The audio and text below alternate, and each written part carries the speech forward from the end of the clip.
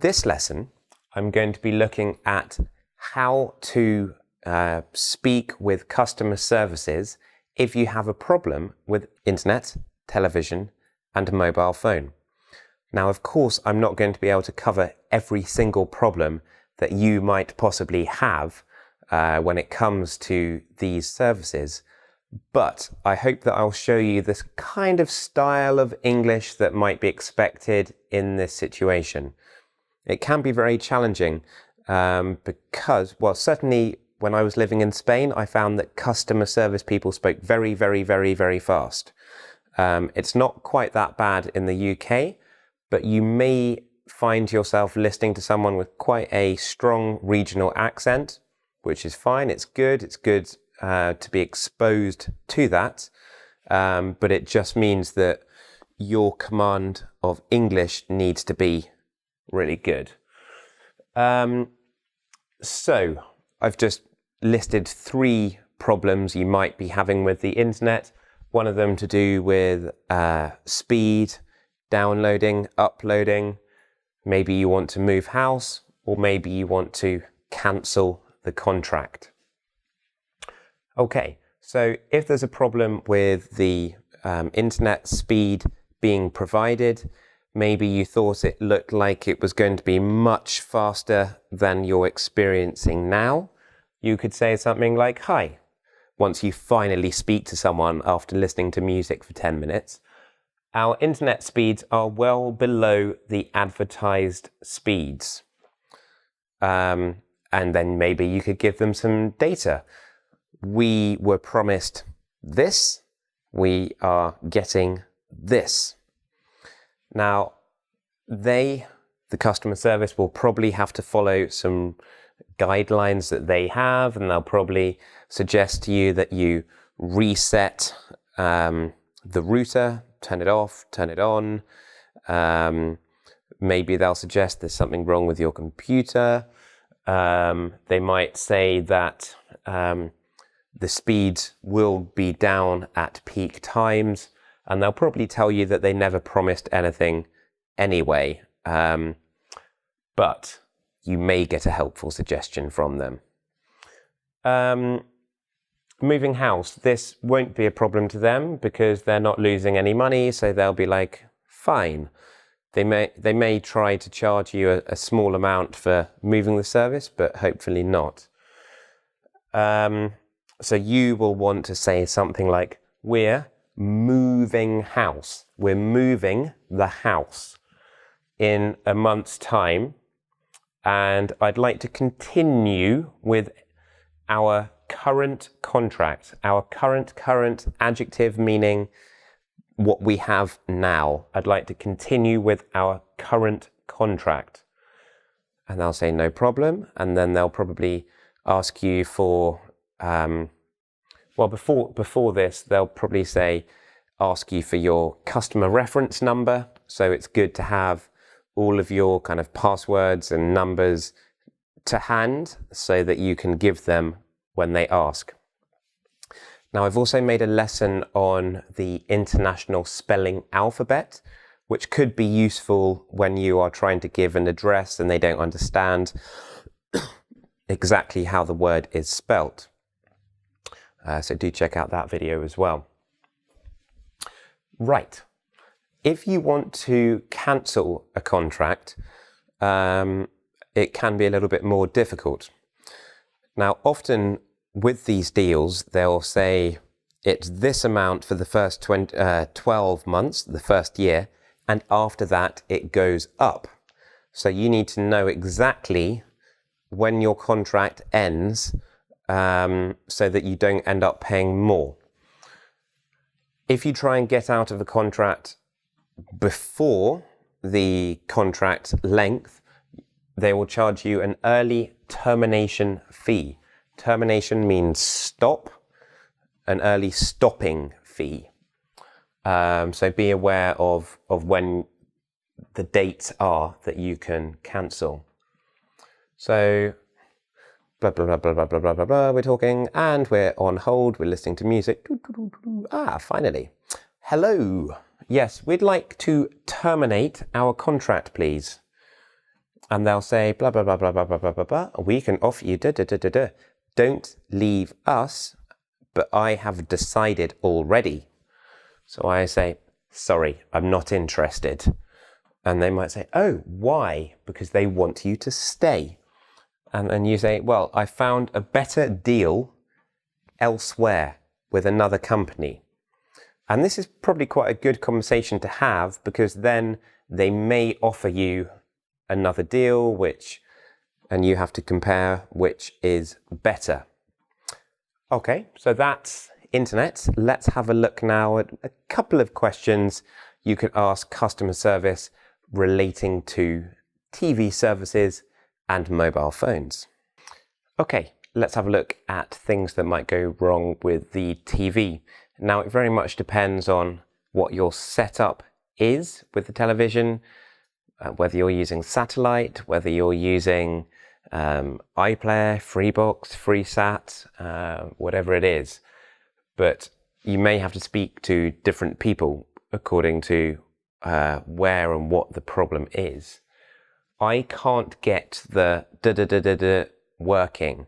I can't use this. It's not working. Can you suggest something? Can you suggest something I can do to make this work? Can you suggest something I can do to make this work? I had this about a year ago when we'd had some quite stormy weather. The satellite dish had been sort of ripped off the wall. The satellite dish has come off the wall. So with a problem like this, they need to send an engineer to sort the problem. Probably I could have done it myself with a drill, just like put the dish back on the wall, but not quite sure why I didn't. Anyway, with something like this, they will then start having a conversation with you about when the work can be done. And they will probably try and book you either into a morning or to an afternoon slot.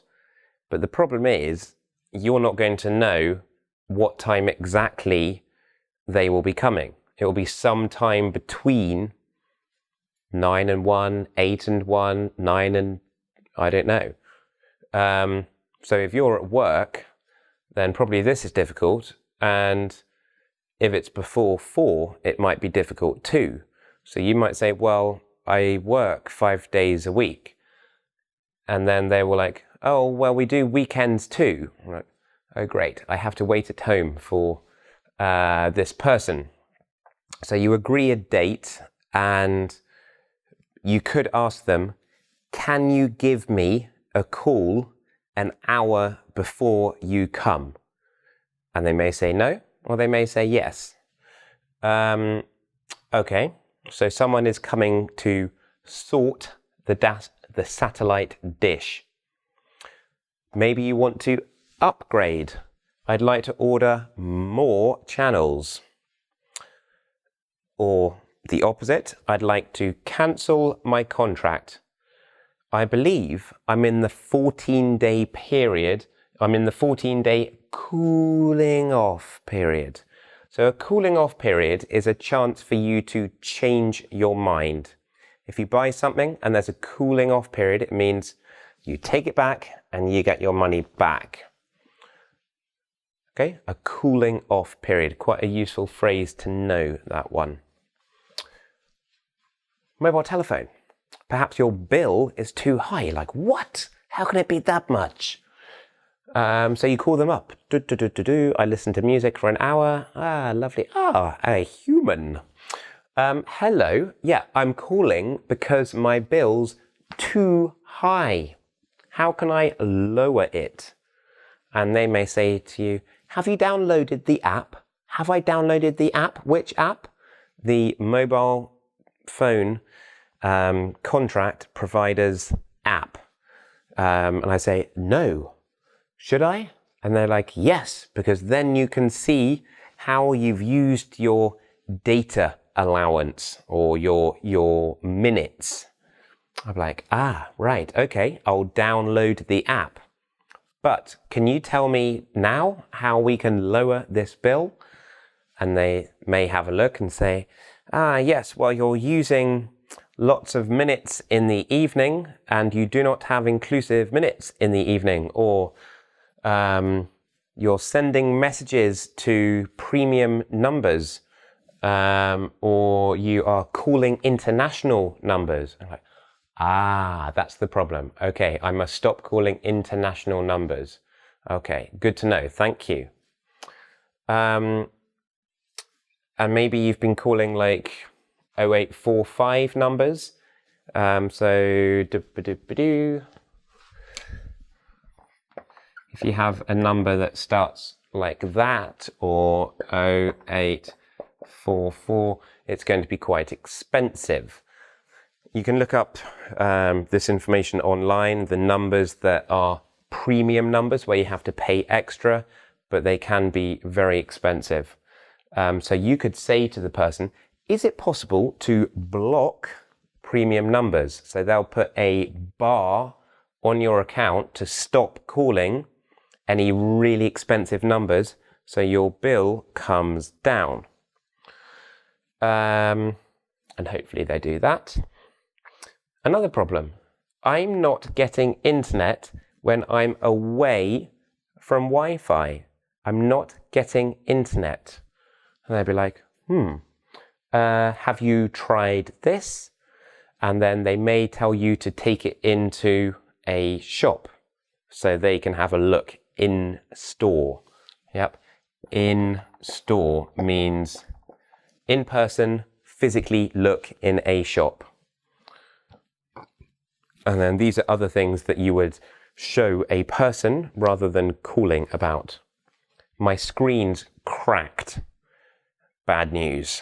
Can they replace the screen? Maybe, hopefully.